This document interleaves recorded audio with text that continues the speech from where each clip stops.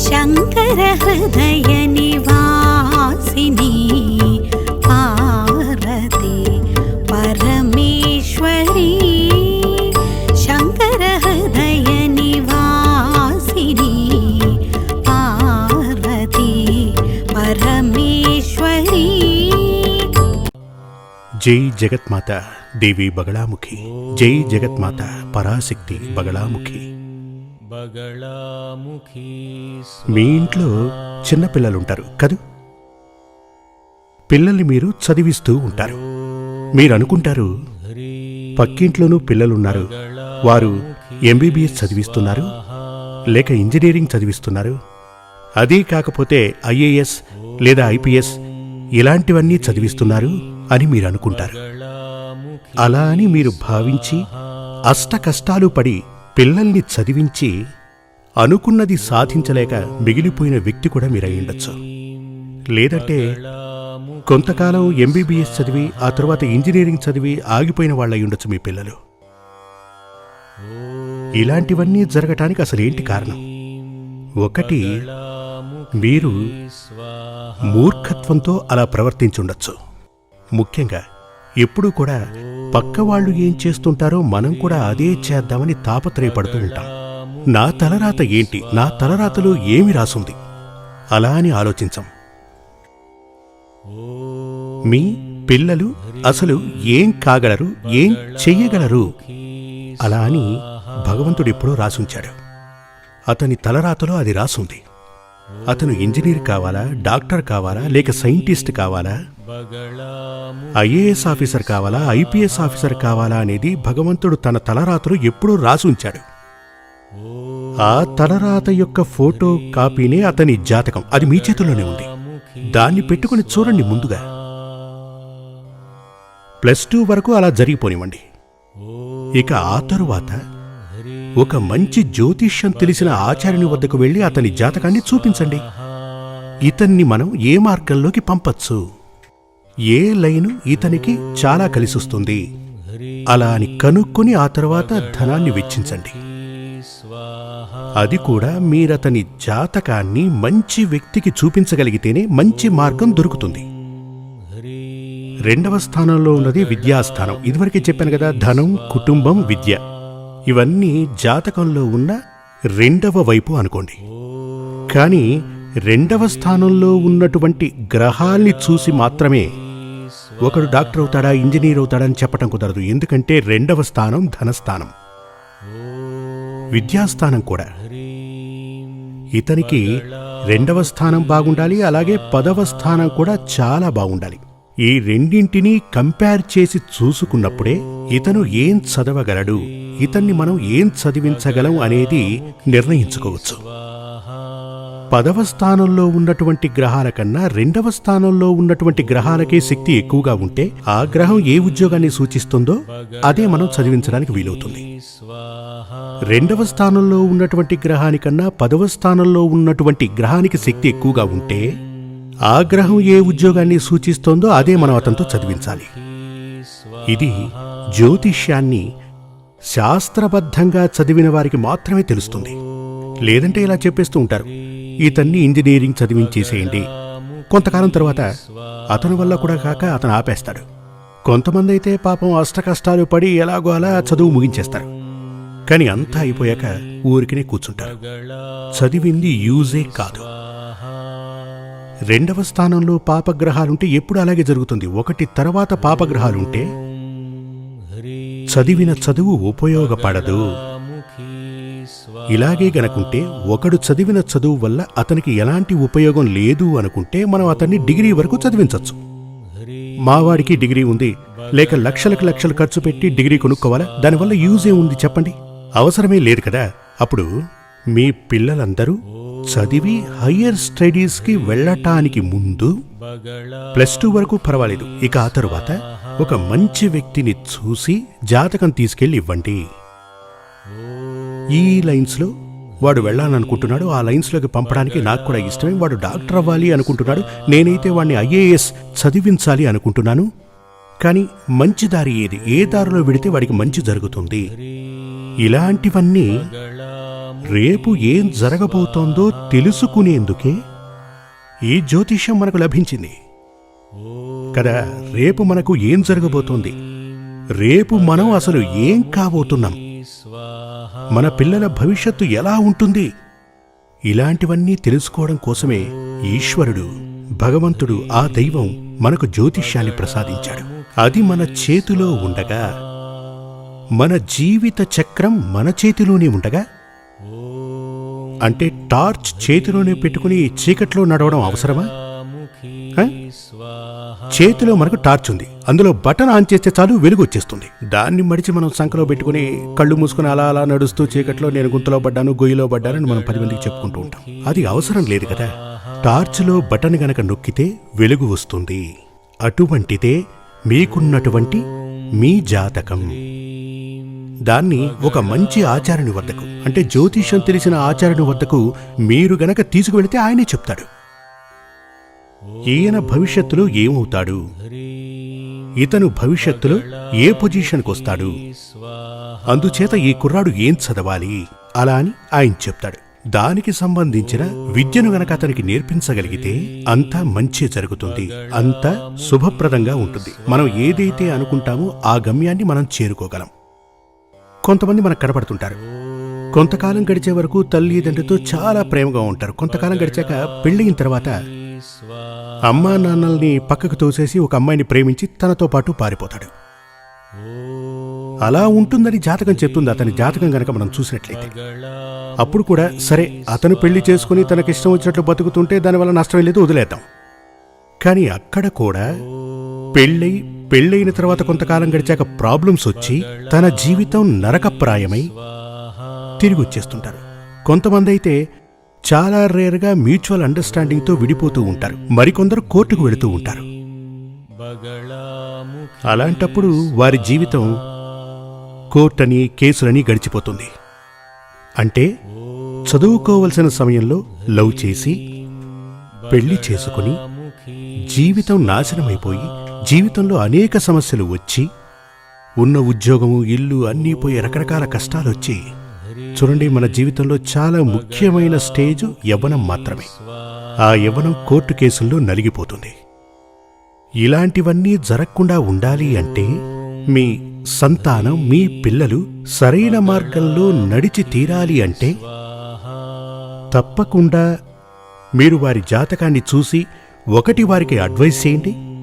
మీరు అడ్వైస్ చేశాక వారు వినలేదు అంటే దానికి కావాల్సిన పరిహారాలు చేయండి. పునర్వివాహ యోగం అంటూ ఉంటే ఖచ్చితంగా దాన్ని తప్పించవచ్చు.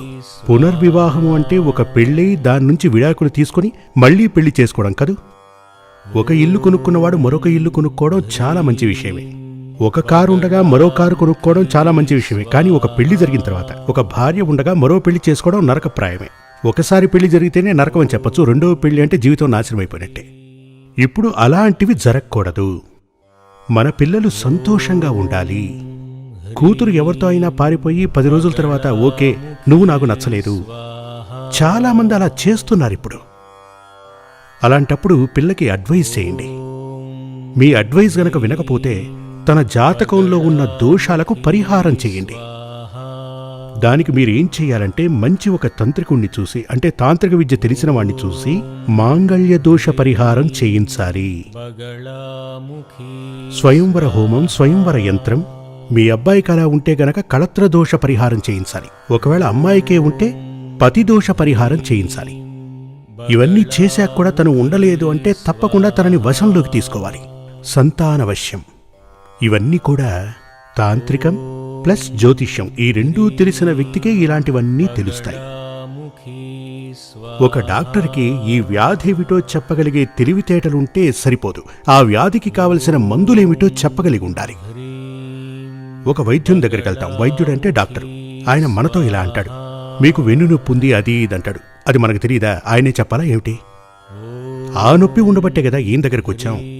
అసలు ఈ నొప్పి ఎందుకు వచ్చింది, దీనికి చేయవలసిన వైద్యం ఏమిటి, ఏ మందులు వాడితే ఉపశమనం కలుగుతుంది, దీని నుంచి మనం బయటపడగలము, అది కూడా అతనికి తెలిసుండాలి.